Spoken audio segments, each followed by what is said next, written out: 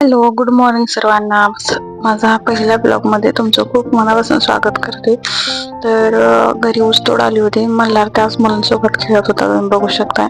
आणि मी शंकरपाळीचं पीठ मळून ठेवलं होतं आणि नंतर बाहेरचं काम आवरून गेले होते मल्हारला पाहायला. तिथंच मल्हारचं पैंजण पडलं पण त्या मुलांनी कसलाही पैंजणला हात लावला नाही. ते मला लगेच म्हणजे भेटलं आणि मी घेऊन आले. किती अशी प्रामाणिक मुलं आहेत, खरंच बघून आश्चर्य वाटतं. आणि इकडं मी चकलीची भाजणी तयार करते, एकीकडे शंकरपाळ्या तयार चालू आहेत. दिवाळी म्हटलं की हे करू की ते करू काहीही सुचत नाही, कसा टाइम जातो हे कळत नाही. नंतर मल्हार आला होता आणि त्याने बाहेरचं अंडे घेऊन आला होता, कोंबडीने घातलेलं.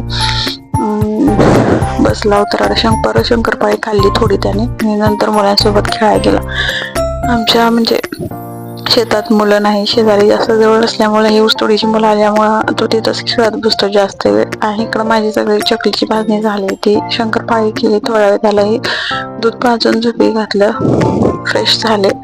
आणि मग नंतर आता ट्रेंडिंगला चालू असलेल्या पंत्या म्हणजे घरच्या घरीच बनवायचा प्रयत्न केला. म्हटलं चला पाहूया बघून कसं जमतंय. मग अगोदर मेणबत्त्या वगैरे वितळून घेतल्यानंतर त्यात मोहरीचं तेल घातलं आणि ह्या पंत्या आहेत त्यामध्ये आपल्या छोट्या वाटी असतात त्यात पूर्ण वतून घेतलं. जे केलेलं मिश्रण होतं ते. आणि हे मधला दिवा आहे तो कृष्णाने बनवला आहे, माझा मोठा मुलगा. त्याच्या स्कूलमध्ये जे डेकोरेशनचं हे होतं, कार्यक्रम होता दिवाळी सेलिब्रेशनचं, ते झालं. आणि नंतर मी सगळं ओतून घेतल्यानंतर त्यात थोडी थोडी चमकीही टाकून घेतली, म्हणजे तो खूप छान दिसेल. असं विकत आणताना म्हणजे महाग पडते, आपण घरच्या घरी तयार केलं तर खूप छान दिसायलाही दिसतं. म्हटलं करूयात आणि ते झालंही छान. जर तुम्हाला आवडलं तर तुम्ही नक्की ट्राय करा. हे सगळं ओतून घेतलं आणि पंख्याखाली थोडा वेळ सुकवून घेतलं. तर तुमची दिवाळी चालू झाली काही मला कमेंट करून नक्की सांगा. आता हा पहिलाच व्लॉग आहे त्यामुळे जरा असं भीती वाटते बोलताना, तर प्लीज समजून घ्या. आवडल्यास लाईक शेअर सबस्क्राईब करायला विसरू नका. तर हे झालेलं आहे. माझ्यासोबत व्हिडिओ काढत होती ती म्हणजे माझी मोठी मुलगी.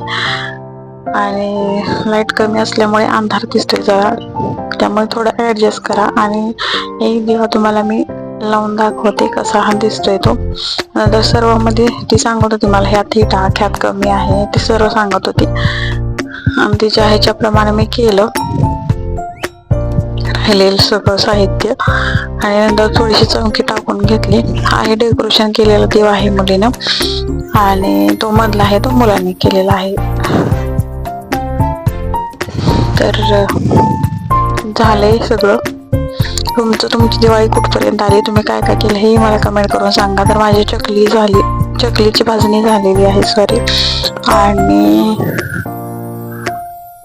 शंकरपाळ्याही झाल्या. बेसनचे लाडू वगैरे अजून नाही काय झालं.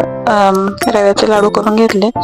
तर आता आपण ते बनवले होते ना दिवे, त्यामध्ये मी चमकी ही टाकून घेतली. मी वेगवेगळ्या कलरची चमकी, एक ब्लू कलर, गोल्डन कलर आणि सिल्वर कलर मध्ये चमकी आणली होती, मग ते टाकून घेतली. तुम्ही ऐवजी तुम्ही पाकळी हे वापरू शकता. माझे दिवे छोटे आहेत त्यामुळे त्यात जास्त बसत नव्हतं. हे असं दिसत होतं बघा, किती छान दिसतंय. आणि एक दिवा मी तुम्हाला लावून दाखवला. तर हे असं झालेलं आहे, खूप छान झालं. आणि इकडे मी घराचे लाडू केले होते. या रडत होती का तर माझ्यासोबत फटाकडे उडवायला चल. मग किचनवरचं सगळं आवडून घेतलं, लाडू बांधले आणि त्यांच्यासोबत बाहेर गेले. तर इकडे बाहेर बघू शकता तुम्ही किती अंधार पडलाय, लाईटच नव्हती. त्यांच्यासोबत थोडीशी मी हे मज्जा केली, झाडे वगैरे लावून घेतली. आणि नंतर म्हटलं आता खूप दमले, तर आता भेटून नेक्स्ट व्लॉग मध्ये. तोपर्यंत बाय.